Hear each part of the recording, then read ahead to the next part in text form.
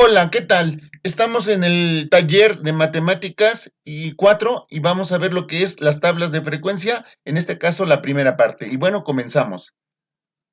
Lo primero que tenemos que verificar que es una tabla de frecuencias y nos dice que es una herramienta que va a permitir ordenar los datos de manera que se presentan numéricamente las características de la distribución de un conjunto de datos. Es decir, es una herramienta que nos va a permitir ordenar los datos cuando nosotros hagamos la recolección de estos. Y bueno, para su construcción de la tabla de frecuencias existen dos tipos, con datos no agrupados y con datos agrupados. En este caso, solamente en esta parte vamos a ver con datos no agrupados, para lo cual vamos a tener una tabla de frecuencias más o menos de estas características. Tiene varias columnas y vamos a ir indicando sus características. Y bueno, vamos a ver. Dice, en la primera columna se ordenan de mayor a menor los diferentes valores que tienen la variable en el conjunto de datos, es decir, vamos a tener varios números. En esto solamente lo que vamos a hacer es de poner el orden de mayor a menor los valores que vamos nosotros a considerar. Y nosotros le vamos a colocar una X. Después, en lo que es en la segunda y en la tercera columna, vamos a ver lo que es la frecuencia absoluta o llamada frecuencia nada más y la frecuencia absoluta acumulada. En este caso denotadas como FI para la frecuencia absoluta y F mayúscula I con la frecuencia absoluta acumulada. Esas son las tres primeras partes que nosotros vamos a ver en este momento. Y bueno, vamos a esto para ver qué es la frecuencia absoluta y qué es la frecuencia absoluta acumulada.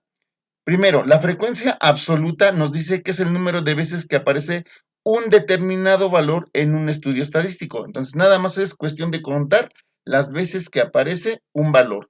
Y la frecuencia absoluta acumulada es el resultado de ir sumando esas frecuencias absolutas que nosotros fuimos considerando en la primera parte.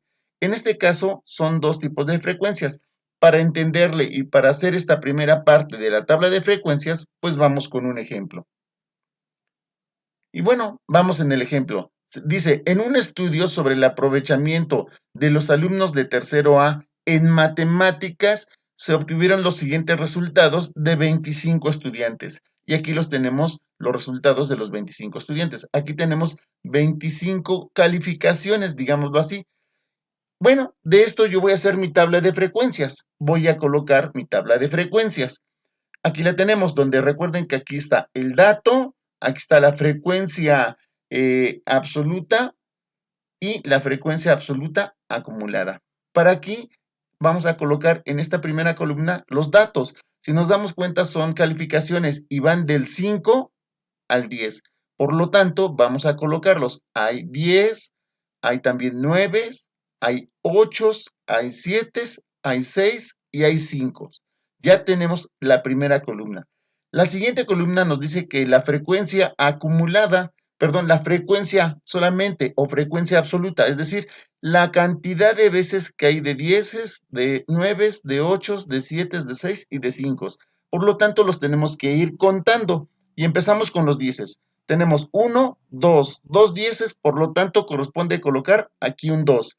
Después seguimos con los 9. 1, 2, 3, 4 9. Por lo tanto colocamos 4 9.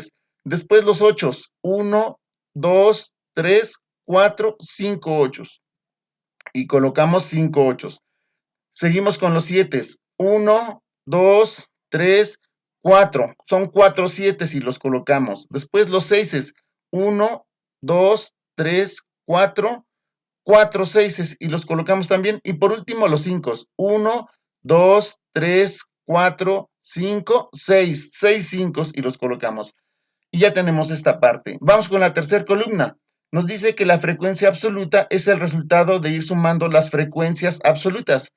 Quiere decir que tenemos que ir sumándolas. Esta parte, lo que nosotros vamos a ir sumando son estas. Empezamos con el 2, no se suma con nada, colocamos el 2. El 2 más 4 nos daría 6. 6 más 5 nos daría 11. 11 más 4 nos daría 15. 15 más 4 serían 19 y 19 más 6 serían 25. Y son 25 los estudiantes.